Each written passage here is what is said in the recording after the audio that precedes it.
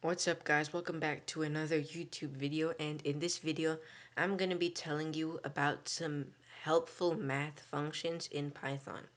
So let's get started.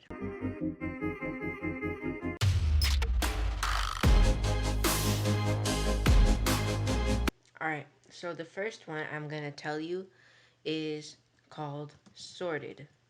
And this function sorts a list into ascending order. So it's sorted in parentheses and then you have to give it a list. So that's the syntax for this method. So let's try it out. So I'll create a list. I'll call this nums and I'll set it equal to 9, 6, 8, 2, and 7. Alright, and now let's see what the sorted version of this list is. So in order to do that, I have to do print sorted nums. And remember, we have to put in the print statement because nums returns a value. And when you return a value, it does not automatically get printed to the screen unless you call the print function. So let's check this one out. And we see that the sorted list for this is 2, 6, 7, 8, and 9. Alright, now let's move on to the next one. So our next method is the absolute value method, or ABS. And this, it takes in, so absolute value, and it takes in a number. So its parameter is just one number. And that's it. So let's try printing out the absolute value of 5/3. And just like last time, we have to print it out because since it uses return, it does not display directly to the screen. We have to use the print function to have it print to the screen. So it's print absolute value of 5/3.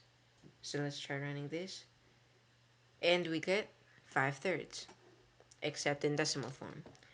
And absolute value is typically more useful when you have negative things. So let's say we have negative 5/3, and let's run this again, and we get the absolute value is 1.67. And just as a reminder, absolute value is basically a calculation of how far a number is from 0. So our next method is the round method.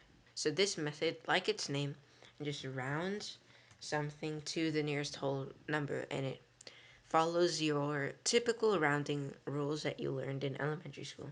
Alright, so it's round. So that's the name of the function, and inside it, you just give it a number. So simple enough. So let's try running this one. Print round 5/3. And now let's try running this, and we get 2. Because 5/3 is 1.67, and if you round that, it rounds to 2. And finally, the last math method that we will do in this video is the sum method. So this method sums a list. So it's sum, so that's the name of the function.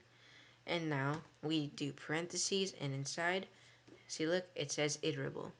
So we need an iterable. But remember, this iterable has to contain numbers because you can't sum strings. So sum iterable.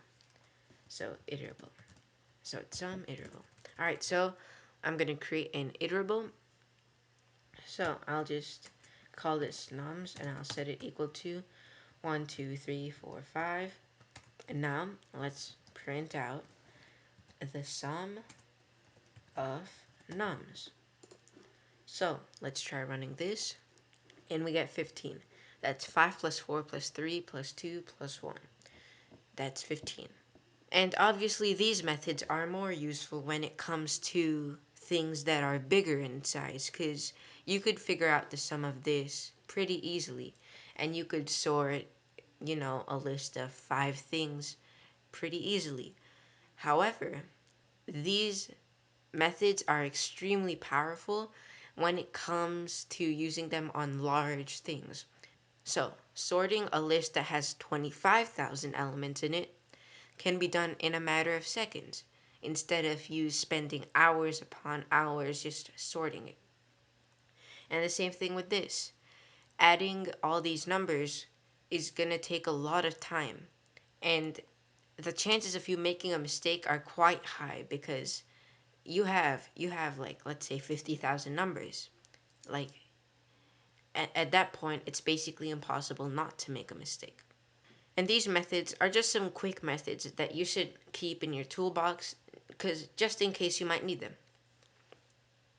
Well, that's it for this video. Thanks for watching. I'll catch you next time. Peace out.